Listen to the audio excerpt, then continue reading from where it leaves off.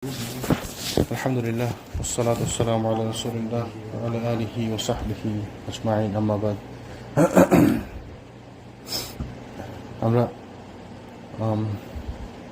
আল্লাহ সুবহানাহু ওয়া তাআলার শুকরিয়া আলহামদুলিল্লাহ যিনি আমাদেরকে তৌফিক দিয়েছেন একত্রিত হওয়ার জন্য রাসূলের জীবন সম্পর্কে জানার জন্য আমাদেরকে আল্লাহ সুবহানাহু ওয়া তাআলা সুযোগ দিয়েছেন, সামর্থ্য দিয়েছেন। সবার আসলে সামর্থ্য হয় না, সুযোগ হয় না। আল্লাহ যেন আমাদের জানার চেষ্টাকে কবুল করে নেন, আর যেন আমাদের শিক্ষার মধ্যে বরকত দেন। আমরা আলোচনা করতেছিলাম যে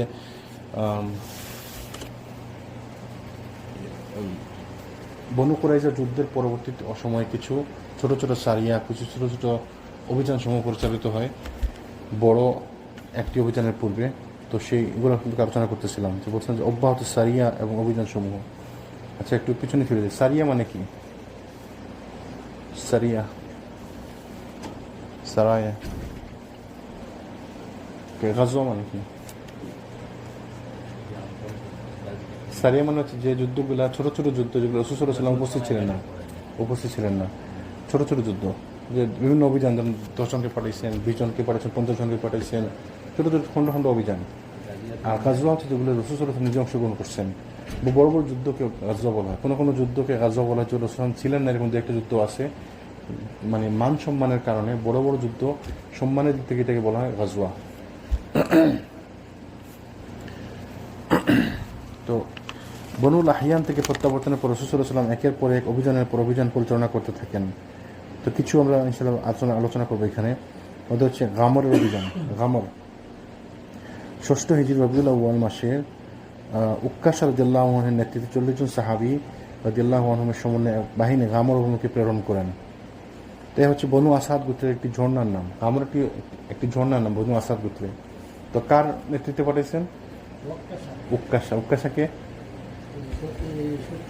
70,000 সাহাবী যারা বিনা হিসাবে জান্নাতে যাবে, সাহাবী না, 70,000 উম্মতে 70,000 লোক বিনা হিসাবে জান্নাতে যাবে, তাদের মধ্যে একজন হচ্ছে উক্কাশা।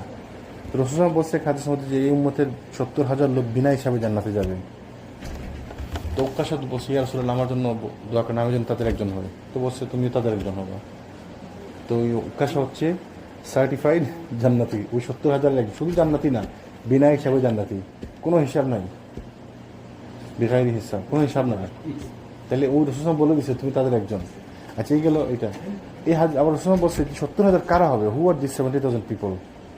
কারাই 70,000 হবে? যারা কখনো ঝাড়ফুঁক করায় নাই। তো ঝাড়ফুঁক করায় নাই, ঝাড়ফুঁক তো হারাম কাজ না, ঝাড়ফুঁক শরীয়তে সিদ্ধ কাজ। তার মানে আল্লাহর উপর তাওয়াক্কুল তো বেশি এদের। ঝাড়ফুঁকটাও করায় নাই, যে শরীর খারাপ হয়েছে, কোনো অসুবিধা হয়েছে, কোনো ঝাড়ফুঁক করায় নাই। কারো কাছে গিয়ে ওই যে এই শরীয় সম্মত কিছু রুকিয়া আছে, রুকিয়াও করায় নাই কখনো। তো এদের তাওয়াক্কুল তো বেশি আল্লাহর উপর। তো আল্লাহ এদেরকে সাহায্য করছে, তাই না? ওষুধ তো ঠিক আছে, ওষুধ রুকিয়ার আন্ডার করে না। রুকিয়া মানে হচ্ছে যে ঝাড়ফুঁক করে, যেমন সূরা ফাতিহা পরে ফু দেয়া বা বিভিন্ন। আর যারা শিঙ্গা লাগায় না কখনো, শিঙ্গা মানে ওই যে কাপিং। তো কাপিং তো আল্লাহ রাসূল করছে, কিন্তু বলছে যারা, তার মানে যাদের ভরসা আল্লাহর উপরে তো বেশি এরা। তো 70,000 লোক, এই যে উম্মতের সংখ্যা কত হবে কিয়ামতের দিন? Billions and billions and billions, nobody knows, মানে রাসূল থেকে শুরু করে এই পর্যন্ত, কিয়ামত পর্যন্ত কত লোক যে হবে মুসলিম উম্মাহ, তাই না? তো বিলিয়নস এন্ড বিলিয়নস, তার মধ্যে 70,000 ইটস নাথিং, নট ইভেন 1%। তো এই 70,000 স্পেশাল। আবার অন্য হাদিসের মধ্যে রাসূল বলছে যে এই 70,000-এর সাথে প্রতিজনের সাথে 70,000 করে জান্নাতে যাবে। বিনা হিসাবে না, 70,000-এর সাথে আরো 70,000, এক একজনের সাথে আরো 70,000 জান্নাতে যাবে। আবার আরেক হাদিসে আসছে প্রত্যেক হাজারের সাথে আরো 70,000 করে জান্নাতে যাবে। তো আমরা ধরবো, যখন বেশিটাই ধরি, প্রত্যেক জনের সাথে 70,000 না, 70 লাখ হয় না, হয় কত, 4,90,00,000। তো এক স্কলার বলতেছিল 4,90,00,000, এটা মনে অনেক বেশি, এত বেশি তো হওয়া কথা না। তো 70,000-এর সাথে প্রতি 1,070 ধরি। তা আমরা, আমাদের কথা হচ্ছে 70। আল্লাহর কাছে কমার বেশি কি? আল্লাহ যদি 4 কোটি না 40 কোটিকে দিবে জান্নাতে, আপনার কিছু বলার আছে? আল্লাহ দিলে অসুবিধা কি? আল্লাহ তো গফুরুর রহিম, আল্লাহ রহমানুর রহিম, আল্লাহ সবাইকে দিতে পারে, আল্লাহ চাইলে সবাইকে দিতে পারে। আপনি কমানোর কি? আপনি এটা বলার কি যে মনে হয় অনেক বেশি? আপনাদের হিসাবে দরকার নেই, আল্লাহ হিসাব আল্লাহ করবেন। তো আল্লাহ চাইলে প্রতি জনে 70,000 দিতে পারেন। আর তাছাড়া সর্বশেষ যখন কিয়ামত দিন শাফায়াত হবে, রাসূল সাল্লাল্লাহু শাফায়াত করবেন, যখন ততক্ষণ আপনি সন্তুষ্ট হবেন, রাসূল ততক্ষণ শাফায়াত করতে থাকবেন, তার সুপারিশে মানুষকে জান্নাত থেকে জান্নাতে নিয়ে আসা হবে, যিনি যতক্ষণ না তিনি স্যাটিসফাইড হন। তারপরে অন্যান্য নবী রাসূলরা, তারপরে সালেহ বান্দারা, সালেহিনরা, তারপর প্রত্যেক মুমিন মুসলমানকে আল্লাহ, যাদেরকে আল্লাহ পারমিশন দেবেন, তারা শাফায়াত করে নিয়ে আসবেন। এবং যখন সবাই সন্তুষ্ট, সবাই স্যাটিসফাইড হয়ে যাবে, যে আর দরকার নেই, যে আপনি কি আর চান, আর দরকার নেই, সবাই খুশি, সবাই এনাফ, হ্যাপি, স্যাটিসফাইড। তারপরে আল্লাহ বলবেন যে আবার আমার বাকি আছে, আমার অংশ বাকি আছে। মানে আল্লাহ 3 অঞ্জলি ভর্তি করে জাহান্নাম থেকে জান্নাতে নিয়ে আসবেন। আল্লাহর অঞ্জলি কত বড়! আল্লাহর এক হাতে কিয়ামত দিন থাকবে জান্নাত এবং জাহান্নাম, আরেক হাতে থাকবে দুনিয়া এবং আসমান এবং জমিন, সব কিছু এক হাতের মধ্যে থাকবে। ওই যে শেখে পড়লো না আসলে মাগরিবের সালাতে, কাবদাতুহু ইয়াউমাল কিয়ামাতি মাতউইয়াতু বিস-সামাওয়াতি, মানে আল্লাহ তার হাতের মধ্যে আসমান এবং জমিনকে মুছে ধরবে, মানে কিয়ামতের দিন। তো এক হাতের মধ্যে আসমান এবং জমিন, আরেক হাতের মধ্যে জান্নাত জাহান্নাম, কত বড় আল্লাহর হাত! তার মানে আল্লাহর হিসাব থেকে যদি এরপরও তো কিছু লোক বাদ পড়বে, তাই না? তো এরা কত কম বক্তারা, যারা এত মানে লোকের মধ্যে থেকে বাদ পড়বে এরা। তো এই জন্য ইনশাআল্লাহ আমাদের মানে নিরাশ হওয়ার কিছু নাই। এজ লং এজ আপনার ইমান থাকবে, আপনার তাওহীদ ঠিক আছে, ইনশাআল্লাহ আমরা সুযোগ পাবো একদিন জান্নাতে। তবে আমরা চাই 70,000 মধ্যে অন্তর্ভুক্ত হয়। আল্লাহ যেন আমাদেরকে 70,000 মধ্যে অন্তর্ভুক্ত করেন। তো এই ওকাসার নেতৃত্বে রাদিয়াল্লাহু আনহু 40 জন সাহাবী রাদিয়াল্লাহু আনহুম এদের সমন্বয়ে এক বাহিনী কামর অভিমুখে প্রেরণ করেন। এটা হচ্ছে বনু আসাদ গোত্রের একটি ঝর্ণার নাম। মুসলিম বাহিনীর অভিযানের সংবাদ অবগত হয়ে বনু আসাদ গোত্রের লোকজনরা তাদের গবাদির পাল পিছনে রেখে প্রাণ ভয়ে পালিয়ে যায়। মুসলিম বাহিনী তাদের পরিত্যক্ত 200 উট নিয়ে মদিনায় ফেরত আসেন। তো এই যে ছোটো ছোটো অভিযানগুলো, এগুলোতে হচ্ছে লাভজনক, মানে গনিমতের মাল পাওয়া গেছে অনেক বেশি। গনিমতের মাল নিয়ে একটি কথা, যেমন রাসূল সাল্লাল্লাহু আলাইহি ওয়াসাল্লাম বলছেন যে আমার উম্মতের জন্য কিছু জিনিসকে হালাল করে, যেটা আগের উম্মতের জন্য নিষিদ্ধ ছিল। তার মধ্যে একটি ছিল গনিমতের মাল। আমাদের জন্য গনিমতের মাল খাওয়া হালাল, গনিমতের মাল ভোগ করা আমাদের জন্য শরীয়ত সিদ্ধ। আগের উম্মতের কি নিয়ম ছিল? ওরা খাইতে পারতো না। গনিমতের মাল ওরা এক জায়গায় করে পাহাড়ের উপর নিয়ে জায়গায় রাখতো। যদি এটা আল্লাহর পক্ষ থেকে কবুল হইতো, তো আল্লাহ সুবহানাহু ওয়া তাআলা আসমান থেকে এটি অগ্নি নিক্ষেপ করতেন, ওই আগুন সেগুলোকে জ্বালিয়ে দিত, বোঝা গেল আল্লাহ কবুল করছেন এটা। আমাদের জন্য এটা গনিমতের মাল খাওয়া হালাল, অ্যাজ লং এজ আপনি যোগ্য, মানে উপযুক্ত গনিমতের মালের।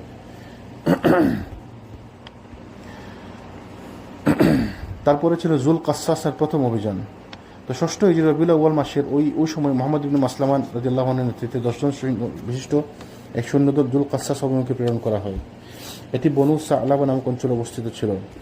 শত্রুদের সংখ্যা ছিল 100। শত্রুদের একটি গুপ্তস্থানে আত্মগোপন করেন।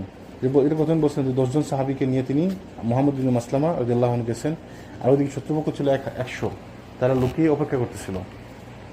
এই অভিযানে ওরা সবাইকে হত্যা করে, সব সাহাবীদেরকে হত্যা করে, শুধুমাত্র মুহাম্মদ ইবনে মাসলামা রাদিয়াল্লাহু আনহু মারাত্মকভাবে আহত হয়ে কোনোভাবে প্রাণে বেঁচে ফিরে আসেন। মুহাম্মদ বিন মাসলামা সাহাবী ছিলেন, নাম করে সাহাবী। তিনি অনেক যুদ্ধে অংশগ্রহণ করছেন। রাসূল সাল্লাল্লাহু আলাইহি ওয়াসাল্লাম মারা যাওয়ার পরে তিনি অনেক যুদ্ধে অংশগ্রহণ করছেন। তিনি ইজিপ্টের যুদ্ধে ছিলেন এবং তিনি ওই হাজারের মধ্যে একজন। ওই বছর একবার প্রত্যেক মানে এক একজন সাহাবী 1,000-এর সমান, তো ওই তিনি একজন তাদের মধ্যে, 1000 সাহাবী সমান। মুহাম্মদ বিন মাসলামা বড় মাপের সাহাবী। তিনি হত্যা করছিলেন কাকে? নাম করা একটা না, কাব বিন আশরাফ। ওই যে ইহুদি মুসলমানদের বিরুদ্ধে লেখালেখি করতো, কবিতা লিখতো, মুসলমানদের বিরুদ্ধে বলাবলি করতো, ইহুদি। তাকে হত্যা করছিলেন কাব বিন আশরাফকে মুহাম্মদ বিন মাসলামা তার কয়েকজন সঙ্গীর সাথে নিয়ে হত্যা করছিলেন। তো এই মুহাম্মদ বিন মাসলামা রাদিয়াল্লাহু কোনো রকম মারাত্মকভাবে আহত হয়ে কোনো রকম তিনি ফিরে আসেন। বাকি সবাই 9 জন সাহাবী মারা যান, এখানে নিহত হন। তো ফিরে আসার পরে কিছুদিন পরে রাসূল আবার একটি অভিযান পাঠান, জুল কাসসাসার দ্বিতীয় অভিযান বলে পরিচিত।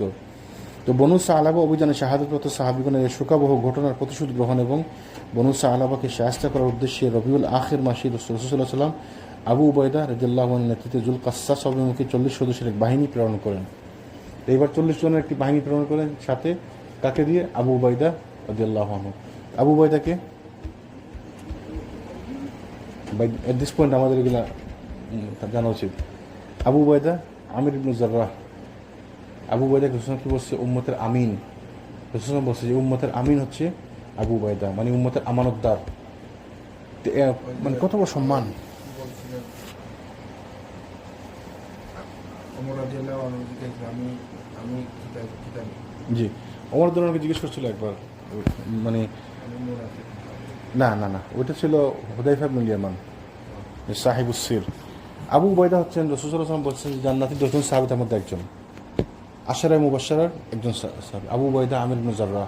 রাসূল সাল্লাল্লাহু আলাইহি ওয়াসাল্লাম তাকে বলছে যে আবু উবাইদা হচ্ছে এই উম্মতের আমিন। আমিন মানে আমানতদার, এই উম্মতের মানে বিশ্বাসযোগ্য লোক।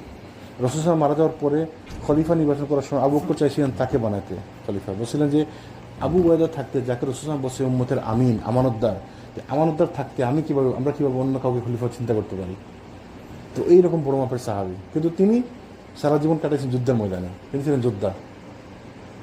তো আবু উবাইদা এর মাপের লোক ছিলেন।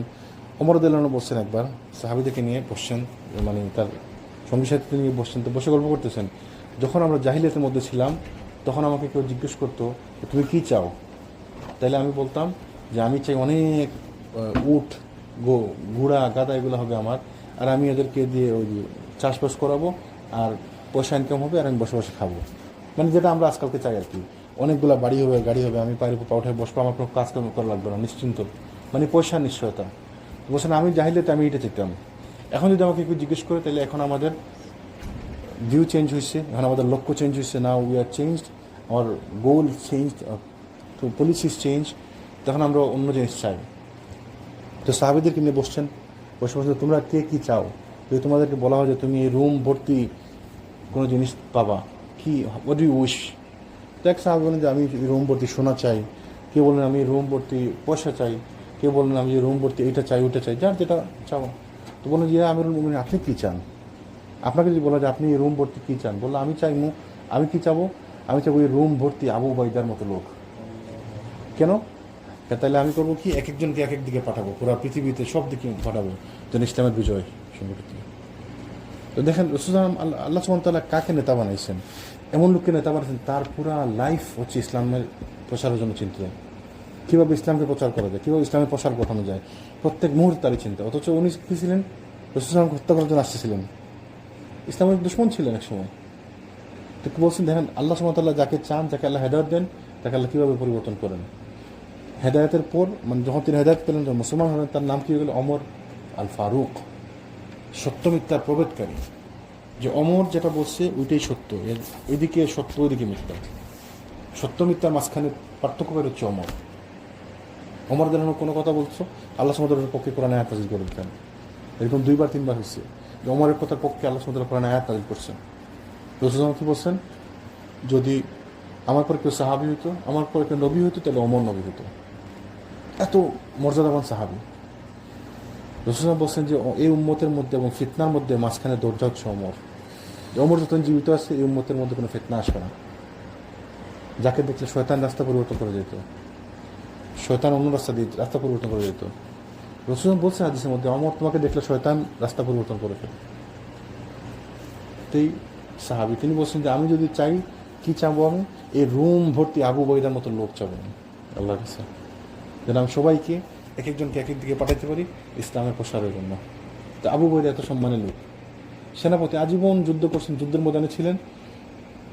আবু বকর রাদিয়াল্লাহু আনহু যতদিন ছিলেন জীবিত, ততদিন সর্বাধিনায়ক ছিলেন খালিদ বিন ওয়ালিদ। যে মুহূর্তে ওমর রাদিয়াল্লাহু আনহু খলিফা হলেন, তার প্রথম কাজ ছিল চিঠি পাঠিয়ে আবু উবাইদাকে বানানো, জেনারেল বানানো আর কি। তো ওই থেকে নিয়ে আমৃত্যু আবু উবাইদা ছিলেন জেনারেল। আবু উবাইদা কীভাবে মারা গেছেন রাদিয়াল্লাহু আনহু? প্যান্ডেমিক না, তখন ওইটা ছিল প্লেগ আর কি, এপিডেমিক, এন্ডেমিক বলা যায়। এন্ডেমিক মানে হচ্ছে যে প্লেগ, হ্যাঁ প্লেগ মানে তো এন্ডেমিক মানে হচ্ছে যে ছোঁয়া, মানে যেগুলা, হ্যাঁ না না ওইটা তো প্লেগ, মানে কিন্তু বেসিক্যালি এন্ডেমিক বলা ওই জিনিসকে যেটা সবার হয়ে গেছে, এক এরিয়ার মধ্যে সবার হয়েছে। প্যান্ডেমিক হচ্ছে যেটা পুরো পৃথিবীতে সবার হয়েছে, যেমন কোভিড ছিল প্যান্ডেমিক, তো এরকম ওইটা ছিল এন্ডেমিক। ওই এলাকার মধ্যে প্লেগ হয়েছিল, তো তিনি তো ওই এলাকার মধ্যে আটকে গেছিলেন। তো তিনি আর বাইরে আসবেন না, কারণ তিনি কি তার মনে আসে হাদিস রাসূল বলছে, তোমরা যদি কোনো প্লেগ এলাকায় থাকো তো ওইখান থেকে বাইরে যাব না, আর বাইরে থেকে ওইখানে যাব না। ওমর যেন তাকে এত ভালোবাসতেন, তিনি চাইছিলেন যেন আবু উবাইদাকে বের করে নিয়ে আসেন। তিনি চিঠি পাঠিয়েছেন আবু উবাইদাকে যে আপনি চিঠি পাওয়া মতো সাথে সাথে মদিনা চলে আসবেন, আমার আপনার সাথে প্রয়োজন আছে, জরুরি দরকার। চিঠি পাঠিয়েছেন। তো তিনি চিঠি তুলছেন যে না, আমি আমার সঙ্গী সাথীদেরকে ছেড়ে প্লেগ আক্রান্ত এলাকা থেকে আমি আসবো না। চিঠি ফেরত দিচ্ছেন। অমর জন্য সাথে সাথে মদিনা থেকে চলে আসছেন ওই জায়গায় সিরিয়াতে তাকে নেওয়ার জন্য। তো কাছাকাছি যখন আসেন তখন তিনি খবর পাঠিয়েছেন যে আমি অমুক জায়গায় আছি, আপনি বের হয়ে আসেন। আসেন বসে না, রসুল সালাম কী বলছে যে প্লেগ আক্রান্ত এলাকায় থাকলে তোমরা এখান থেকে বের হবো না, আর আপনি এখানে আসবেন না। রসুল সালাম বলছে আপনি বাইরে থেকে কেউ আসবেন না এখানে। তো আমার পরে কানতে কানতে ফেরত গেছে।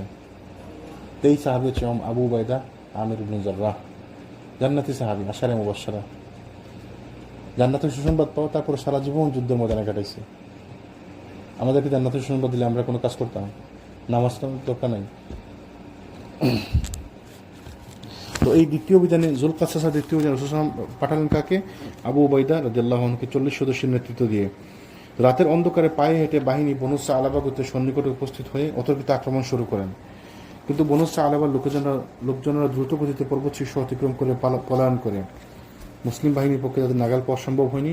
তারা শুধুমাত্র একজন ব্যক্তিকে গ্রেফতার করতে সক্ষম হয়। পরে তিনি ইসলাম গ্রহণ করে মুসলমানদের অন্তর্ভুক্ত হয়ে যান।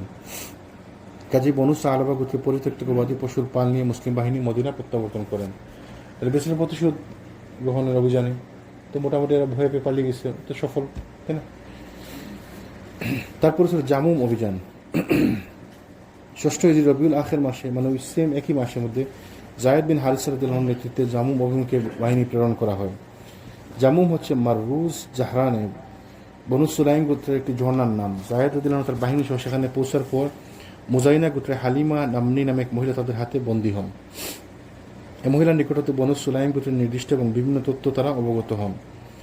বনু সুলাইমের উপর আক্রমণ চালিয়ে তারা বহু লোককে বন্দী করেন এবং অনেক গবাদি পশু তাদের হস্তগত হয়।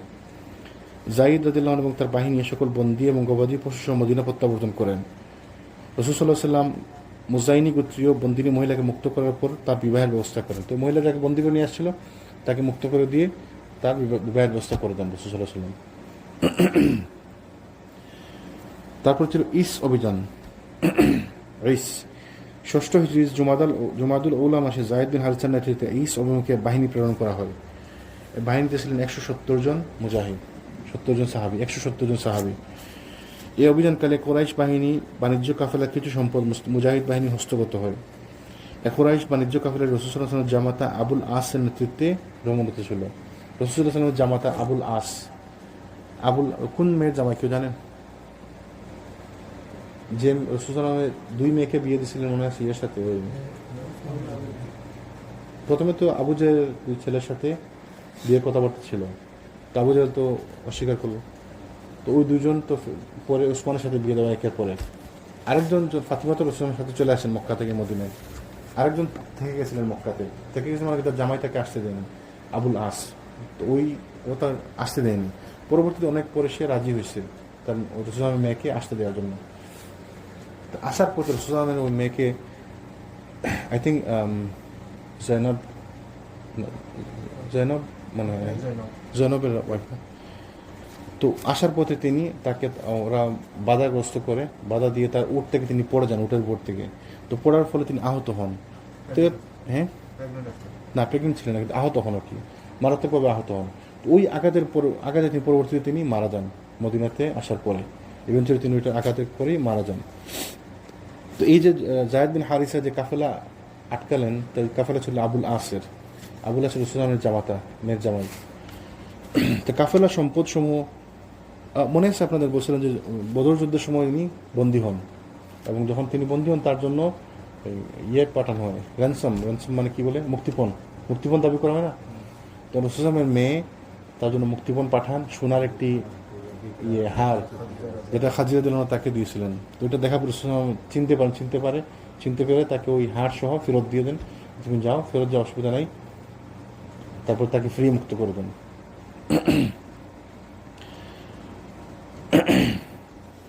আবুল আস তখনও কাফেলা সম্পদ সহ মুসলিম বাহিনী হস্তগত হওয়ায় গ্রেফতার এড়ানো এবং মালপত্র ফেরত পাওয়ার উদ্দেশ্যে তিনি অত্যন্ত দ্রুত গতিতে মদিনা অভিমুখে পলায়ন করেন। তো উনি মক্কা না গিয়ে মদিনা অভিমুখে পলায়ন করেছেন। ওই যে সম্পর্ক শ্বশুর আছেন, তো সে মক্কা থেকে না গিয়ে মদিনা থেকে ফেরত আসছে, মদিনা থেকে দৌড়ে আসছে, পালিয়ে আসছে। এবং নবী তনয়া জয়নাবের আশ্রয় গ্রহণ করে কাফেলার সকল সম্পদ তাকে যাতে ফেরত দেওয়া হয় সে ব্যাপারে তার পিতাকে অনুরোধ করার জন্য বলেন। ওই যে লবিং করার জন্য আসছেন, যে সম্পদ তো সব নিয়ে গেছে, প্রয়োগ করছে, তিনি মক্কাতে না গিয়ে মদিনাতে আসছেন। এসে ওই যে বদর যুদ্ধের পরে যখন বলছিল মনে আছে যে তুমি হাটটা তোমাকে ফেরত দিলাম, তুমি গিয়ে আমার মেয়েকে ফেরত দিবা, সেজন্য মদিনাতে আসতে হবে। তখন তিনি মদিনাতে চলে আসেন জয়নাবুদ্দিল্লাহ।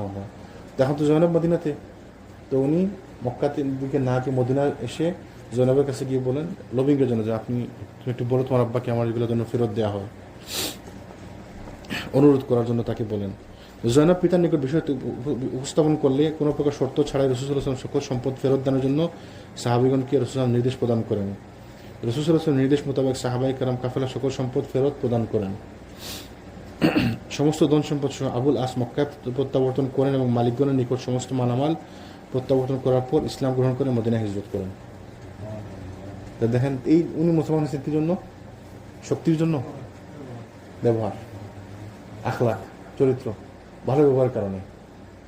কিন্তু দাবি করছেন যে রিকোয়েস্ট করছেন আমার সম্পদ ফেরত দেওয়ার জন্য রিকোয়েস্ট করছেন, দিয়েছেন ফেরত। সবচেয়ে বড় কথা যারা ইসলামের কথা একটা কথা একটা দিতে বলছে আপনি স্বীকার জি জি সাহাবীরা কোন সাহাবীরা যদি আপনি ওনারা কষ্ট করে ওই গনিমতের মালের জন্য তুলে জি একটা কথা বলে কোনো কথা না, এটাই তো উচিত আমাদের। আমরা তো জিনিসটা বুঝি না। এই যে কথা বলছেন না, এই কথার মধ্যে একটি শর্ত আছে। ওই যে আজকে আমাদের পড়েছিলেন শেখ মুখলিসুর রহমান, আমাদের ক্লাস বলতেছিলেন লা ইলাহা ইল্লাল্লাহ মুহাম্মাদুর রাসূলুল্লাহ। এটা শর্ত, কিছু রুকন আছে, কিছু শর্ত আছে। রুকন কি কি? প্রথম লা ইলাহা ইল্লাল্লাহ মানে হচ্ছে আল্লাহ ছাড়া কোনো ইলাহ নয়। তার কি রুকন আছে? নাফি ও ইসবাত, মানে আপনাকে নেগেট করতে হবে যে আমি এই সকল তাগুতকে আমি অস্বীকার করলাম, আল্লাহ ছাড়া অন্য সমস্ত সত্তাকে আমি অস্বীকার করলাম। হ্যাঁ, না সূচক। তারপরে হা বোধক, সমস্ত আল্লাহকে আমি রব বলে স্বীকার করলাম, যেটা হচ্ছে শর্ত, তাই না? আর মোহাম্মদ রসুল্লাহ, যে আপনি যে মোহাম্মদ রসুল্লাহকে আমি সাক্ষ্য দিচ্ছি মোহাম্মদ সাল্লাম আল্লাহ রসুল, এটা কিছু শর্ত আছে, কিছু রুকন আছে। কি কি? রসুল সাল্লাহ সাল্লামের কথা 100% মানতে হবে। আপনি বললেন যে আমি আশিকের রসুল, আমি রসুল সাল্লামকে ভালোবাসি, আর মিলাদ করলাম, আর তার জন্মদিনে আমি ফালাই ফালাই গান করলাম, নাচ করলাম, দিস ইজ নট লাভ। আপনি তাকে 100% অনুসরণ করতে হবে। তিনি যা থেকে বেঁচে থাকতে বলছেন ওগুলো থেকে বেঁচে থাকতে হবে। তিনি যেভাবে শরীয়ত নিয়ে আসেন ওইভাবে শরীয়ত পালন করতে হবে। রাসূল সাল্লাল্লাহু আলাইহি ওয়াসাল্লামের কথার বিরুদ্ধে একটি কথাও বলা যাবে না, তার আনিত বিধানের বিরুদ্ধে একটি জোকসও করা যাবে না। এটা হচ্ছে আনুগত্যের শর্ত। তো আপনি যেটা বলছেন সাহাবীরা বুঝতো আনুগত্যের শর্ত, আমরা তো আসলে বুঝি না। যে যখন কেউ বলে আনুগত্যের শর্ত, আপনি তখন প্রশ্ন করবে এগুলো পাইছেন কই? এই যে এগুলো আপনি যেটা বললেন ইজিপ্ট, এগুলো তো এখানেই পাওয়া। যে সাহাবীরা কীভাবে অনুসরণ করতেন, শর্ত এখান থেকে আসছে, যে এইভাবে অনুসরণ করতে হবে। একটি কথা আপনি বিরুদ্ধে বলতে পারবেন না, একটি ছোট্ট কথা আপনি বিরুদ্ধে বলতে পারবেন না, একটি কাজ আপনি বলতে পারবেন যেটা আমার পছন্দ না। রাসূল যা বলছে, যা করতে বলছে সব কিছু করতে হবে। তো কোনো কথা আপনি বিরুদ্ধে বলতে পারবেন না। যে যত কিছু নিয়ে আসে প্রত্যেক কিছুকে মানতে হবে, যত কিছু থেকে বেঁচে থাকতে বলছে বেঁচে থাকতে হবে। যেভাবে শরীয়ত নিয়ে আসে ওইভাবেই শরীয়ত মানতে হবে। যেভাবে ইবাদত করতে বলছে ওইভাবেই ইবাদত করতে হবে। প্রত্যেক ইবাদতের শর্ত কি? পন্থা হতে হবে রাসূল সাল্লাল্লাহু আলাইহি ওয়াসাল্লামের পন্থায়, আর নিয়ত থাকতে হবে শুদ্ধ আল্লাহর জন্য। তাইলে এইগুলো, এই যে রাসূল সাল্লাল্লাহু আলাইহি ওয়াসাল্লামকে শুধু মানা মানে কীভাবে মানা? এইভাবে মানতে হবে, এই শর্তগুলো মেনে তাকে মানতে হবে। রাসূল সাল্লাল্লাহু আলাইহি ওয়াসাল্লাম বলছে, তারপরে আবার প্রশ্ন করবো আমরা কোনটা সঠিক কোনটা সঠিক না সেটা তো আমাকে জানতে হবে। জি, তো আমরা জানতে হলে কি করতে হবে? আমাদের পড়তে হবে। জানতে হলে আমাদেরকে পড়তে হবে, জানতে হলে আমাদেরকে পড়তে হবে। জি, আপনি পড়েন, আপনি পড়েন, পড়া ছাড়া কোনো উপায় নাই। আপনি পড়তে হবে, হয় আপনি নিজে স্টাডি করেন, পড়েন, নাহলে এমন কারোর কাছে পড়েন যে স্টাডি করছে, যে পড়তেছে। প্রয়োজনে আপনি তাকে জিজ্ঞেস করবেন, দলিল জিজ্ঞেস করবেন, দলিল ছাড়া মানবেন না। আমি পড়তে পারি না, আপনার কাছে আমি পড়বো। আপনার কাছে আমি যখন পড়বো তখন আপনি বলবো যে আপনি আমাকে দলিল দেখান। আপনি দলিল দেখাইতে বাধ্য আমাকে। আপনি আন্দাজি বললেন আমি মানিলাম না, হবে না। এটা দিন সম্পর্কে জানতে হবে, দিন সম্পর্কে জানা ছাড়া কারো কোনো সমাধান নাই। আর ইসলাম আসার পরে আর তো ইসলাম আর কোনো ধর্ম তো আসবে না, তাই না? তো এটাই সর্বশেষ ধর্ম। তো আগের যারা ছিল, রাসূলের আগে যারা ছিল, তারা যারা সত্য দিনের খুঁজে ছিল, সন্ধানে ছিল, কিন্তু মারা গেছে রাসূল আসার আগে, তারা জান্নাতে যাবে। যেমন এক্সাম্পল, ওই যে চারজন ছিল খোনাফা, তার মধ্যে না কি নাম, ওই যে জাইদ ওই যে ওমর রাদিয়াল্লাহু আনহুর বোনের জামাই যে সাইদ বিন জাইদ, ওনার বাবা, নামটা মনে আসছে, জাইদ, ওনার নাম হচ্ছে জাইদ, মানে সেকেন্ড নামটা মনে আসতেছে না। তো তিনি যে হুনাফা রসুল বলছে তাকে আমি জান্নাতে দেখছি খেলতেছে জান্নাতে। ওই যে বললো না কি রসুল কিয়ামতের দিন তিনি একলাই এক উম্মত হিসেবে উঠবেন কিয়ামতের দিন। তো কেন? তিনি 70 দিনের সন্ধানে ছিলেন।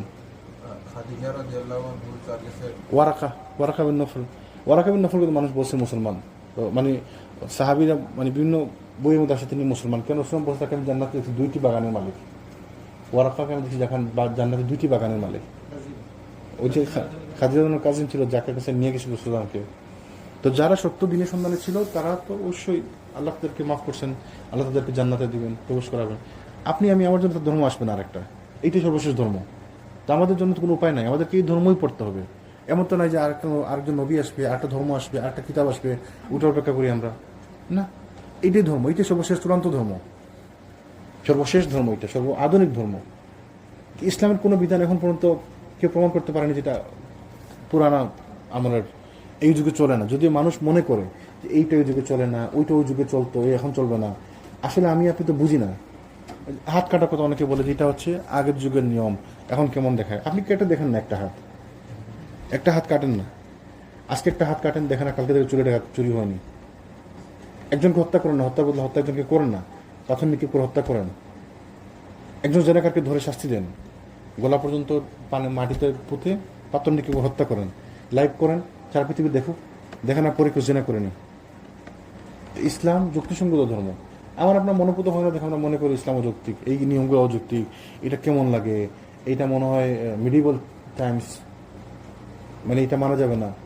এগুলো আল্লাহ রসুল সাল্লামের সাথে ওই যে শর্তের বিরুদ্ধে যায়। আল্লাহ রসুলের আনিত কোনো বিধানের বিরুদ্ধে যাওয়া যাবে না। আল্লাহ রসুলের আনিত প্রত্যেক জিনিসকে ভালোবাসতে হবে, মেনে চলতে হবে, সম্মান করতে হবে, এবং যতগুলো নিষেধ করে সবগুলো নিষেধকে মানতে হবে। এই সবগুলো ছিল শর্ত। তো আবুল আস মক্কায় প্রত্যাবর্তন করেন, মালিকগণের নিকট সমস্ত মালামাল প্রত্যাবর্তন করার পরে ইসলাম গ্রহণ করে মদিনায় হিজরত করেন। পূর্বের বিবাহের ভিত্তিতে রাসূল সাল্লাল্লাহু আলাইহি ওয়াসাল্লাম মেয়ে জায়নাবকে তার হাতে সমর্পণ করেন রাসূল সাল্লাল্লাহু আলাইহি ওয়াসাল্লাম। তাহলে বোঝা গেল যে কেউ যদি ইসলাম পূর্ব অবস্থায় বিবাহিত থাকে, হাজব্যান্ড ওয়াইফ, এবং দুজন মুসলমান হয়, তাহলে ইসলাম গ্রহণ করার পরে তাদের নতুন বিবাহের প্রয়োজন নেই। জি জি জি আল্লাহ রসুলের সময় কি এই যে দ্বন্দ্ব জি যে দ্বন্দ্ব যারা অপরাধ করে তারা যে দ্বন্দ্ব, জি আল্লাহ রসুলের সময় কি ওই সময় গরদান হ্যাঁ,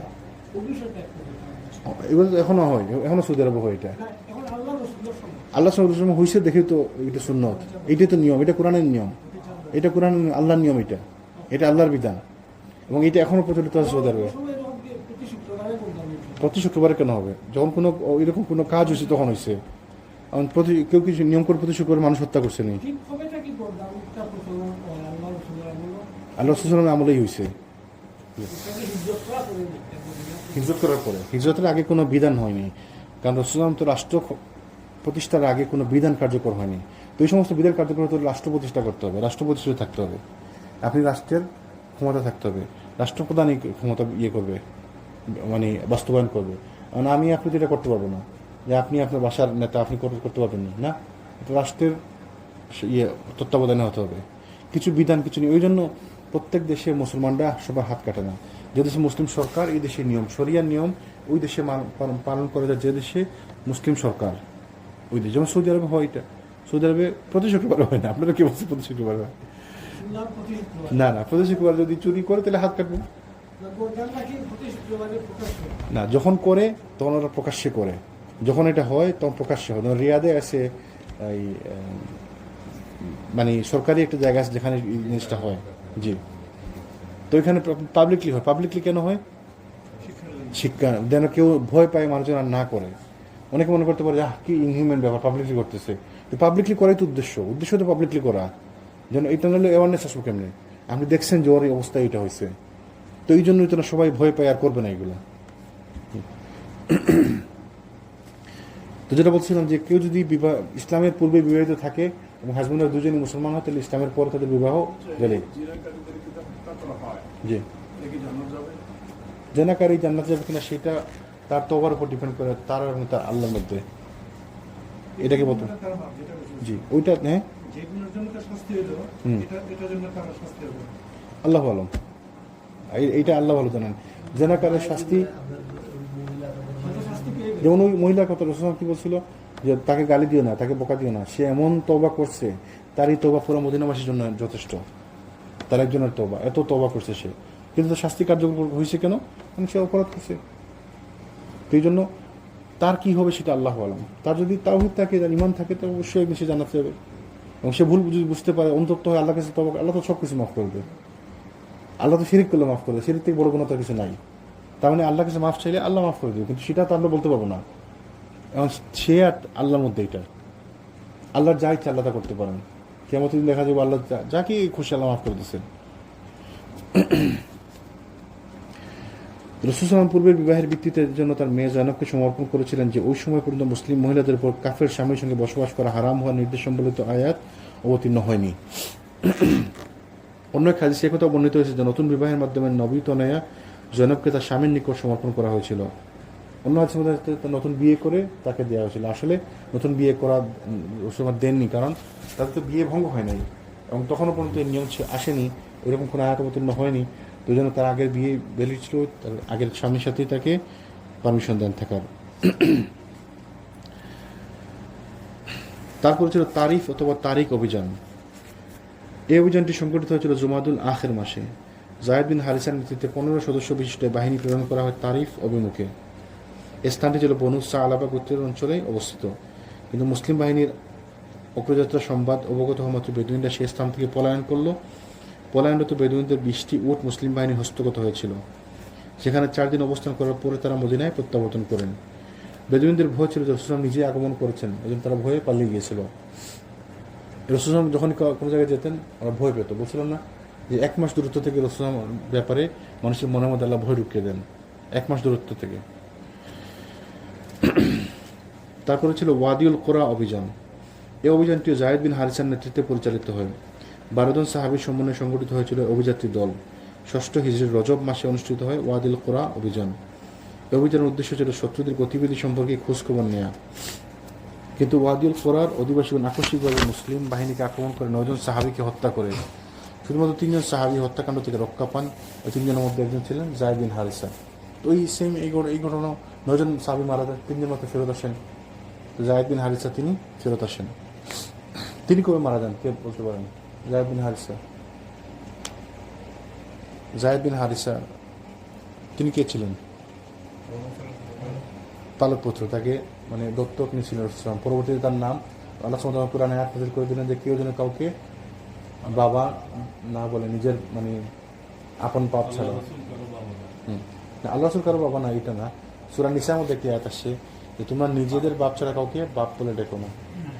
তো এই আয়াতের পরে রাসূল তার নাম পরিবর্তন করে দেন জায়েদ বিন হারিসা। এইটা তার বাপ মনে করে না, কিন্তু বাপ ডাকে, এটা অসুবিধা নেই। আল্লাহ বলছে এটা অসুবিধা নেই। বা অনেকে মুরব্বীকে বাবা বলে ডাকে, ওই তো বাপ বলতে আমার আপন বাপ না। কেউ বাপের নাম দেয় না। যেমন ধরেন আপনি কাউকে আপনার ছেলে বানিয়ে তাকে তার উত্তরাধিকারী বানিয়ে দিলেন। আপনি পালিত ছেলে তো মায়ের জন্য মাহারাম, যদিন সে দুধ খেয়ে থাকে। তো দুধ খাইলে আবার ঠিক আছে, মায়ের তো মা হয়ে গেল, তাই না? তাইলে ওই পালিত বিধানটা ইসলাম থেকে তখন উঠে গেল। রাসূল তাকে যখন জায়েদ বিন হারিসা যখন রাসূলের সাথে ছিল না, ইসলামিক্যালি নাই, এই জন্য রাসূল তার নাম পরিবর্তন করে আবার। যদি কেউ মনে করেন ফলক পুত্র আনলো, তার কোনো সন্তান নাই, এখন তাকে সম্পত্তি ভাগ করে দিচ্ছে, কিন্তু এই সম্পত্তির হকদার যারা, তারা কেউ কিছু পাচ্ছে না, এই ফল পুত্রকে দিচ্ছে। এটার জন্য আইনগত ব্যবস্থা কি? আইনগত ব্যবস্থা কিছু করতে পারবেন না আপনি, ইসলামিক্যালি ব্যবস্থা আছে। এই তো ইসলামিক্যালি তো আপনি দিতে পারেন না। আপনার যদি উইল করেও দেন, খুশিও যদি দেন, আপনি কতটুকু দিতে পারেন সেটার বিধান আছে। এক সাহাবী ইয়া রাসূলুল্লাহ, আমি সবকিছু দিয়ে দিতে চাই আল্লাহর রাস্তায়। বলছেন না, ইটস নট অ্যালাউড। বলছে তাহলে আমি অর্ধেক বলতেছি, বলছে আমি অর্ধেক দিতে পারবো। বলছে না, বলছে 1/3, বলছে 1/3 দিতে পারো। তাহলে আপনি যদি কাউকে কিছু দিতে চান, সাদাকা, গিফট, 1/3 ম্যাক্সিমাম। মানে ওই ব্যক্তি যে ছেলেটাকে ভালো গানলো, জি, দিলে সর্বোচ্চ 1/3, তাও আপনার জীবদ্দশায়। আপনি মারা যাওয়ার পরে আপনার সম্পত্তি সে কোনো ভাগ পাবে না, কিন্তু এটা বেনিফিশিয়ারি যারা তারাই পাবে, বেনিফিশিয়ারি পাবে। যেমন এখন ধরেন আপনার সন্তান নাই, যেমন চাচাতো ভাই, চাচাতো ভাই আছে, তার তার ওনার যদি বাপ থাকে তো বাপ পাবে, ওনার মা থাকে মা পাবে, ওনার ভাই বোনের ছেলে পাবে। তো আমরা তো বুঝি না, আমরা যদি আমার পালা সন্তান, আমার সন্তান নাই, তাহলে আমার তো কেউ নাই, তো আমার সম্পত্তি কে খাইবো? আপনার সম্পত্তি তো হকদার আছে ইসলামে। বলতেছে এই সন্তান আমাকে মানে খাওয়াইছে, ইয়ে করছে, আপনি তাকে গিফট দেন, 1/3 অংশ দিয়ে দেন, কিছু কিছু অংশ দিয়ে দেন তাকে, যে আপনি যতটুকু অ্যালাউড ইসলামে অতটুকু দিয়ে দেন। এটা আমার আশপাশে জি। ঘটনা ঘটছে। না না, আমার আমার আমার বাসাতে, আমার বাড়িতেই আছে, আমার আপন চাচা, তো চাচা হ্যাঁ, আমাদের বাড়িতে আমার আপন এটা নিয়ে মানে খুব ঝামেলা যাচ্ছে। আমার আপন চাচা তো এটা করছে, ওনার সম্পত্তি পুরাটা ওই ছেলে না পালক পিছনে নামে লিখে দিয়েছে। মানে আমার আব্বা অর্ধেক আর আমার চাচার যে অর্ধেক ছিল ওই অর্ধেক পুরাটা উনি পালক সন্তান নামে দিয়ে গেছে। এটা তো অবৈধ। অবৈধ, ইসলামিকলি অবৈধ, দেশের নিয়মে তো অবৈধ না, উনি উইল করে দিয়ে গেছে, কেন তো কিছু করার নেই। তো ও জানতো না, হ্যাঁ ওনার কাছে ছিল না, ও জানতো না। আল্লাহ আলম, আল্লাহ ওনাকে মাফ করুন, আল্লাহ ওনাকে জান্নাতবাসী করুন। তো জায়েদ বিন হারিসা রাসূল সাল্লাল্লাহু আলাইহি ওয়াসাল্লামের সাথে ইসলাম গ্রহণের মানে ইসলামের পূর্ব থেকে রাসূল সাল্লাল্লাহু সাথে ছিলেন জায়েদ বিন হারিসা, এই কৃতদাস হিসাবে। তো যখন এক পর্যায়ে জায়েদ বিন হারিসার বাবা তার সংবাদ পান, তারা কিন্তু গরিব ছিলেন না, সংবাদ পাওয়ার পর পেলেন যে মোহাম্মদ নামে একজনের বাড়িতে আসে আমাদের ছেলে মক্কাতে, তো তারা টাকা পয়সা নিয়ে আসছেন তাকে কিনে নেওয়ার জন্য। তো রাসূল বলেন যে কোনো অসুবিধা নেই, টাকা পয়সা লাগবে না, তাকে আপনারা নিয়ে যান, আমার কোনো অসুবিধা নেই, সে খুব ভালো ছেলে। তো জায়েদ কি বলেন যে তুমি চলো, বলছে না আমি যাবো না, আমি এই লোককে ছেড়ে আমি কোথাও যাবো না, নিজের বাপের সাথে যাবে না বলছে। তখন তো বাপ চলে গেল। রাসূল তখন বললেন যে খুশি হয়ে তাই বললেন যে সে আমার সাথে যখন থাকবেই তাহলে আমি তাকে পালক পুত্র হিসেবে নিয়ে নিই। তখন তার নাম চেঞ্জ করে দিলেন জায়েদ বিন মুহাম্মদ, সবাই তার নাম ওইভাবে চিনত, জায়েদ বিন মুহাম্মদ। তো পরে যখন আয়াত নাযিল হল সূরা নিসার মধ্যে যে কেউ কারো বাপ হতে পারবে না এই বায়োলজিক্যাল ফাদার ছাড়া, তখন রাসূল আবার তার নাম পরিবর্তন করে দিলেন জায়েদ বিন হারিসা। এবং পরবর্তীতে রাসূল তার বিবাহিত জায়েদ বিন হারিসাকে বিয়ে করছিলেন, তারপরে ডিভোর্স হওয়ার পরে ওই মহিলাকে রাসূল বিয়ে করেন, জায়নাব বিনতে জাহাশ। ইনি আবার রাসূলের কাজিন, রাসূলের কাজিন জায়নাব বিনতে জাহাশ। তো জায়েদ বিন হারিসা মারা গেছিলেন কিভাবে? মুতার যুদ্ধে। আমরা ইনশাআল্লাহ আগামীতে আলোচনা করব। মুতার যুদ্ধে রাসূল বলছিলেন যে জায়েদকে সেনাপতি বানিয়ে পাঠাইছেন, যদি জায়েদের কিছু হয় তাহলে জাফর বিন আবু তালিব, জাফরের যদি কিছু হয় তখন কে সেনাপতি হবে? আব্দুল্লাহ ইবনে রাওয়াহা। তো তার মানে বুঝা গেল তিনজনই মারা যাবে, মানে ডেফিনেটলি মারা। বললো এক্সাম্পল বলুন যে ওই অমুক যদি কিছু হয় তাহলে সে হবে নেতা, তার যদি কিছু হয় তাহলে সে হবে নেতা। তো যুদ্ধের মধ্যে কিছু হয় মানে কি, তাহলে সে মারা গেলে অভিনেতা। তো ওই যুদ্ধে জায়েদ মারা যান জায়েদ রাদিয়াল্লাহু আনহু। জায়েদ রাদিয়াল্লাহু আনহুর ছেলে নাম কি? উসামা বিন জায়েদ। উসামা বিন জায়েদ উসামা এত পছন্দ করতেন, এত ভালোবাসতেন, তার নাম ছিল, তাকে সবাই বলতো হিব্বুন নবী। রাসূলের ভালোবাসার পাত্র। রাসূল তাকে এত ভালোবাসতেন, সাহাবীদের যখন কারো কিছু প্রয়োজন লাগতো উসামাকে পাঠাতেন যে তুমি একটু বলো, যে একটু রিকোয়েস্ট করা লাগলে। অনেকে বলে না যে ছোট বাচ্চাকে পাঠায় বাপের কাছে যে তুমি যা একটু বলো, এইটা খেতে ইচ্ছা করছে, ওইটা খেতে ইচ্ছা করছে, তখন সাহাবীদের কোনো রিকোয়েস্ট করার থাকলে উসামাকে পাঠাতে রাসূলের কাছে। হিব্বুন নবী, ছোট বাচ্চা ছেলে। রাসূল যখন মারা যান তার বয়স ছিল 16-17, তাকে রাসূল সেনাপতি বানিয়ে বিভিন্ন যুদ্ধে পাঠাতেন। ওই সময় রাসূল পাঠাইছিলেন উসামা বিন জায়েদকে একটা যুদ্ধের নেতৃত্ব দিয়ে রোমানদের বিরুদ্ধে যুদ্ধ করার জন্য। রোমানদের বিরুদ্ধে যুদ্ধ করার জন্য সৈন্য পাঠাইছেন। তো 16-17 সাহাবী রাসূল তো জীবদ্দ শাহেদ, তিনি তো বেঁচে আছেন, তার কারো কোনো সাহস নেই প্রশ্ন করবে যে কি একে পাঠাইলেন, ছোট বাচ্চা মানুষ, অথচ 15-16 বছর সে কি বুঝে, তাই না? আজকে একটি ঘটনা দেখলাম, আমাদের তো আবার বুঝ হয় না 25-26 না হলে ছেলেদের, আমরা ছেলেদের বিয়ে দেওয়ার সময় চিন্তা করি ছেলে 18-19 বুঝেছেনি। তো সাহাবীদের সময় আল্লাহ আলম সত্যি সিয়ারু আলাম নুবালা ওই বইয়ের মধ্যে আসছে, ওই যে নুজহাতুল ফুদালা বইয়ের মধ্যে আসছে, তার মধ্যে সব সাহাবীদের অথেন্টিক স্টোরি আর কি। তো ওই বইয়ের মধ্যে আসছে আমর ইবনুল আস রাদিয়াল্লাহু আনহু বয়স ছিল 12 বছর, তখন তিনি বিয়ে করেন, 12 বছর বয়স। তো তার বিয়ের 1 বছর পর তার সন্তান হলো, হ্যাঁ 13 বছর বয়সে তার সন্তান হলো। তো পিতা পুত্র দুজনই মুসলমান ছিলেন। আমর ইবনুল আস ছিলেন ইজিপ্টের গভর্নর, তাই না, যাকে বলা মিশর বিজয়ী সাহাবি, ইজিপ্টের গভর্নর ছিলেন শেষ পর্যন্ত মৃত্যুর আগে পর্যন্ত, ওনার মসজিদে না। তো ওনার ছেলে ছিল আবদুল্লাহ ইবনে আমর, বাপের থেকে 13 বছরের ছোট। তো তারা সাহাবিরা 12 বছরে বিয়ে করছে, 13 বছরের বাপ হয়েছে। আমাদের আমার এক দাদা আছে 14 বছরে বিয়ে করছে, 16 বছরে ছেলে হয়েছে। তো যত দিন যে দেরি হইতেছে ছেলেদের বুঝ বুদ্ধি তার কমতেছে। এখন 30-32 নাহলে ছেলেদের বুঝ বুদ্ধি হয় না। আসলে ব্যাককেল দেখবেন 20 বছরের ছেলে কিচ্ছু বুঝে না, মেয়ে 18-19 বছরে পুরা মানে পাকা, পুরা বিয়ের যোগ্য হয়ে যায়। ছেলে 20-25 হয়ে গেছে, এখনো সে কোনো কিচ্ছু বুঝে না, দিন দিনে কিচ্ছু বুঝে না। আসলে এখন আছে দেখবেন আপনি, তাই যত দিন যেতেছে ছেলেগুলা আওয়াল হইতেছে। আসলে ঠিক দেখেন চিন্তা করে, আগের যুগে কিন্তু ছেলেরা ওই 12 বছর বয়সে বিয়ে করে 13 বছর বয়সে বাপ হচ্ছে। সুবহানাল্লাহ।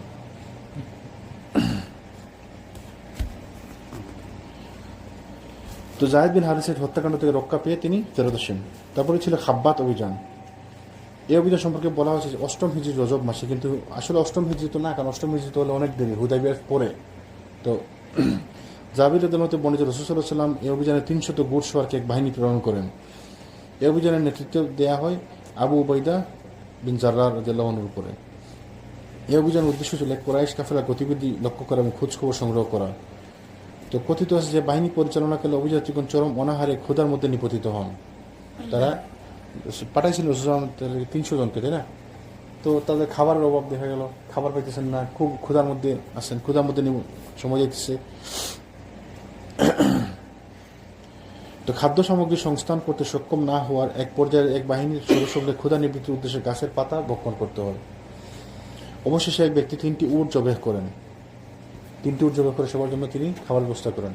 অতঃপর 3টি উট জবেহ করেন। আবার পরবর্তীতে পর্যায়ে পুনরায় 3টি উট জবেহ করেন, আবার 3টি উট জবেহ করেন, মোট 9টি উট জবেহ করেন তিনি।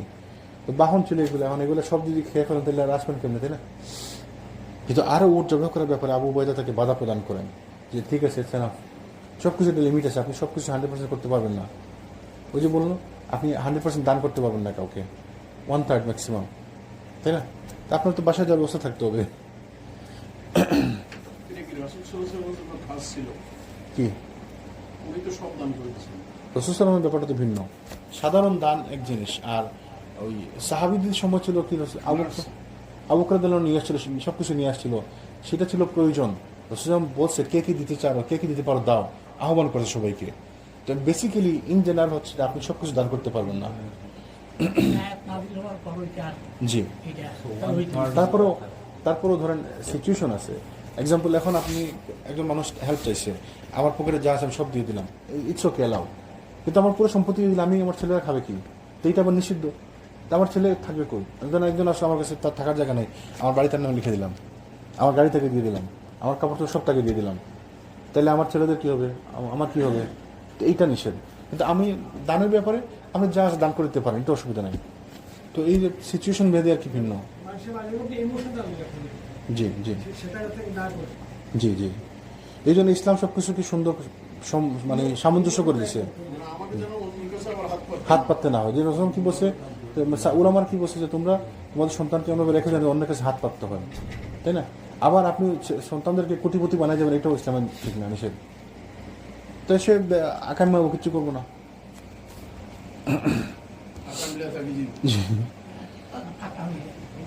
তো এরপরে সমুদ্র বক্ষ হতে আম্বার নামক এক জাতীয় বিশাল মাছ নিক্ষিপ্ত হয়। ওই যে একটি ঘটনা শুনছিল যে সাহাবীরা এক মাছ খাইছে, তো আম্বার নামক একটি মাছ নিক্ষিপ্ত হয়। ওই জাতীয় দল অর্ধ মাছ চাপাতে মাছ ভক্ষণ করে এবং এর দেহ নিঃসৃত তেল ব্যবহার করতে থাকেন। তো 300 লোক অর্ধ মাস।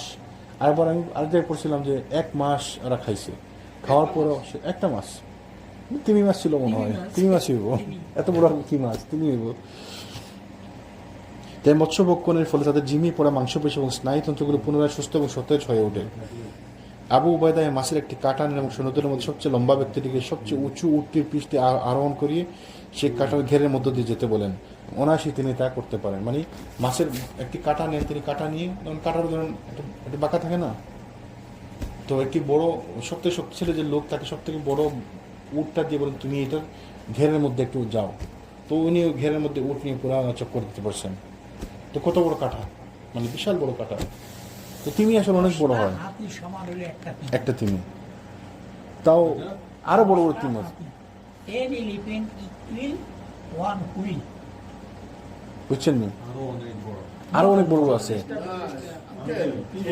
হাতির চেয়ে অনেক বড় গুণ বেশি, অনেক বেশি বড় হলো। হ্যাঁ, ওটা তো বলছে। হাতি। মানে An elephant. ছোটবেলায় পড়ছেন না, 10টা হাতির ওজন নিতে পারে একটা তিমি। হ্যাঁ এটা এইটের ছাত্রদেরকে হ্যাঁ, এটা তো ছোটবেলায় পড়ছেন না, 10টা হাতি সমান একটি তিমি। তো আরো বড় হইতে পারে, নীল তিমি আরো বড় হইতে পারে, হোয়াইট শার্ক আরো বড় হইতে পারে, আল্লাহু আলাম অনেক বড় হইতে পারে। তো এই মাংসের এই মাছটি তিমি মাছ তো অবশ্যই হালাল, সামুদ্রিক সব প্রাণী হালাল। কেউ কেউ বলছে যে শুধুমাত্র মাংসাশী যেগুলো আছে ওইগুলো ছাড়া, কিন্তু আবার কেউ কেউ বলছে মাংসাশী যেহেতু সামুদ্রিক, আল্লাহ সুবহানাহু ওয়া তাআলা কোরআনে বলছে যে সামুদ্রিক সব কিছু তোমরা খাও, তাহলে এটাও খাওয়া যায়। যেমন হাঙ্গর, ওই শার্ক মাছ সব অনেকে বলছে খাওয়া যায়, কেউ বলছে যে আচ্ছা ঠিক আছে একটু যেগুলো মাংসাশী প্রাণী ওইগুলো একটু না খেলেন তো আপনার রুচিতে লাগলে খায়েন না। যেমন অক্টোপাস খাওয়া যায়, অক্টোপাস দেখতে কিরকম, এরকম আটটা পা কেমন লাগে, আপনি আপনার রুচিতে লাগলে খাবেন, রুচিতে না লাগলে খাবেন না আপনি, তাই না? সামুদ্রিক প্রাণী সব কিছু আলাদা। তিমির কলিজা না, মাছের কলিজা বলছে।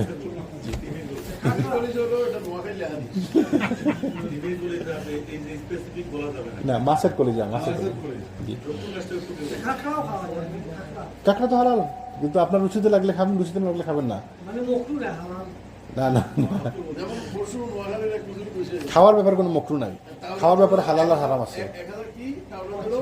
ও ওই যে কে জানি বলছিল তাওরাতে, তাওরাতে 1000 পারা বলছিল যে তোমরা, আপনারা জানেন ওই কোরআন কত পারা, 30 পারা, আর তাওরাত কত পারা, 1000 পারা। তো তাওরাত নাকি ক্যারি করতো 70টা উট লাগতো